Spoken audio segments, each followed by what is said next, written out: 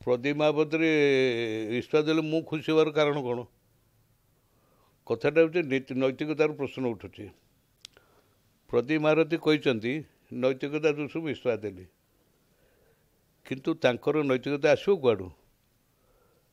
मुख्यमंत्री नैतिकता नहीं। मु कौटी मालकानगिरी भाषण दौली ब्राह्मण मान कड़े भिकारी कहली मत राति 9टा बेले मंत्रिमंडल बाहर कर मत पचारि ना नैतिकता। प्रमीला मल्लिक डाली किणा बिकार तार संपर्क ना मुख्यमंत्री ऑफिस लिखि देता जे मंत्री मुंड खड़िया दरकार नहीं रेस्पेक्टिव कलेक्टर मैंने सब करेंगे किंतु जो डाली दुर्नीति कथा आसला प्रमीला मल्लिक कहले इस्तीफा दे नैतिकता ग्राउंड रू तार तो संपूर्ण था दलित महिलाटी बेचारा तापर विरोधी दल दाबी कले से भिजिलांस इनक्वारी करेंगे बोली कहले भिजिलांस इनक्वारी है 12 मसीह भिजिलांस इनक्वारी कला किसी तो कार्यानुष्ठान होनी। प्रधानमंत्री दफ्तर रू गोटे दरखास्त पर्सनाल डिपार्टमेंट को आसला जे पांड्यान विरुद्ध ये अभियोग गुड़िक तदंत कर एक्शन नियो गला वर्ष मार्च मस एपर्तला चीफ सेक्रेटरी आसला पर्सनाल डिपार्टमेंट लिखा चीफ सेक्रेटरी कि तो इनक्वारी है सेठी नैतिकता ना। तो जो दिन तो घटना घटला हुए तो प्रदीप महारथी ता तुंडे बाड़बता रखला गोटे इरेस्पन्सिबल स्टेटमेंटा देदेला खराब कथाटा कहला तेणु से दृष्टि नीति नैतिकता दृष्टि हुए तो इस्तीफा देवा कथा से इस्तीफा देलानी आज कहीं एबे बीजेपी रो महिला मोर्चा महिला कांग्रेस ये गले घर आगे घेर गले पिकेटिंग कले अंडा फोपाड़े दुनिया कथा कले किसी रास्ता को आसले प्रेस कले कि प्रदीप महापात्र नैतिकता आसलानी इस्तीफा देलेनी जो नरेंद्र मोदी कहीदे से नवीन पट्टनायक संभाली पारे सब प्रदीप महारथी डाकी कल तू इस्तीफा दे आ से इस्तीफा देला इस्तीफा देकर से कौन कहता से कहला नैतिकता कौन नैतिकता तार याद बेबी नाव किए धर्षण कर जान ना ना बेबी नाव किए हत्या कर जान ना आ कौन पाई से खलास हेले जदि खलास हो यार कौन कहवा बेबी ना न्याय पाइला सतर जमी बेबी ना न्याय खोजुला मत धर्षण कर मत हत्या कर से न्यायटा पाईगला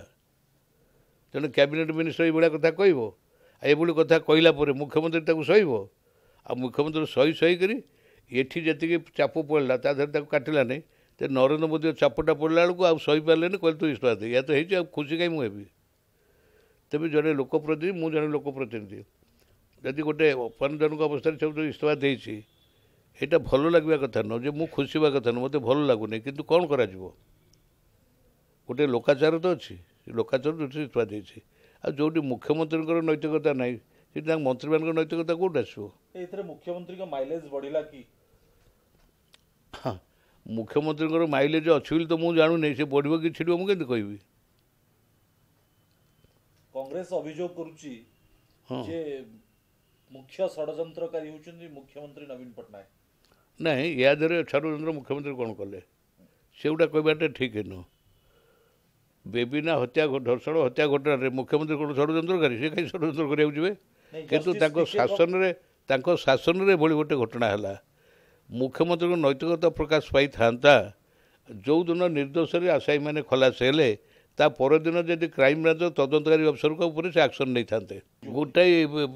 जस्टिस रिपोर्ट कहीं जिते कमिशन बसी जिते रिपोर्ट आई कौ रिपोर्ट पर कार्यानुष्ठान कर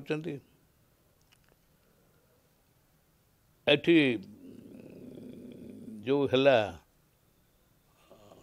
दुर्नीति अभियोग क्या चिट फंड तादर से प्रशांत दास श्रीश्वर जेल थिला मझे रिमांडर अणाला 15 मसीह सी निजे स्टेटमेंट देकी वीडियो रिकॉर्डिंग है सी कहला जे विजु जनता दल विधायक मंत्री नेता 47 जन मोठू 57 कोटी टंका नहीं बाकी अन्य आड़े मोर 500 कोटी टंका अच्छी वीडियो रिकॉर्डिंग है जो 47 जन सॉरी 47 जन जदि विजु जनता दल नेता कर्मी मंत्री अच्छा एवं से अधिकांश भाव सीबीआई नोटिस बारंबार लगी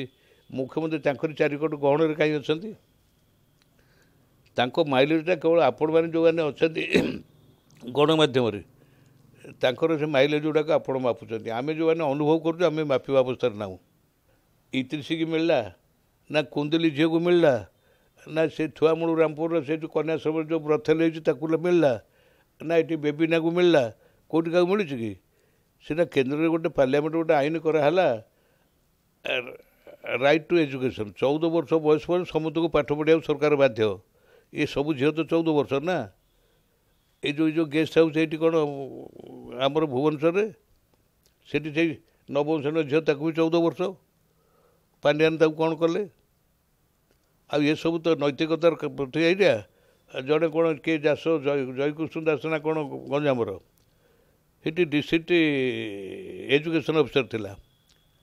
ପାଣ୍ଡିଆନର ଜଣେ ତାର ସମ୍ପର୍କୀୟ ସେଠି ଡାଲି ସପ୍ଲାଏ କରୁଥିଲା ମଧ୍ୟାହ୍ନ ଭୋଜନ ନ ଦେଇକରି ଇଏ ଅଫିସରକୁ କହିଲା ତୁ ଲେଖିଦେ ସବୁଠି ଦିଆହେଉଛି ସେ ଦେଲାନି ବୋଲି ତା ବିରୁଦ୍ଧରେ ସେ କାର୍ଯ୍ୟାନୁଷ୍ଠାନ କଲେ ସେ ସସ୍ପେଣ୍ଡ ହେଇଗଲା କେସ୍ କଲା ୟା ଭିତରେ ସେ ରିଟାୟାର କରିଗଲେ ପାଣ୍ଡିଆନ ବି ପଳେଇ ଆସିଲେ ଏବେ ନିକଟରେ ସେ ଗୋଟେ ଦରଖାସ୍ତ ଲେଖିକି ଦେଲା ପ୍ରାଇମ୍ ମିନିଷ୍ଟରକୁ ଏଠି ଡାଲି ଦୁର୍ନୀତି ଏହା କରିଛି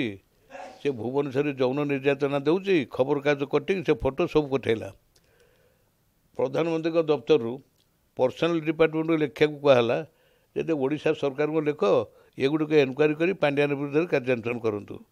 ପର୍ସନାଲ ଡିପାର୍ଟମେଣ୍ଟର ସେକ୍ରେଟାରୀ ରାଜ୍ୟର ଚିଫ୍ ସେକ୍ରେଟାରୀ ଚିଠି ଲେଖିଲେ ଗତ ବର୍ଷ ମାର୍ଚ୍ଚ ମାସରେ ଏପର୍ଯ୍ୟନ୍ତ ଏନକ୍ୱାରି ହେଲା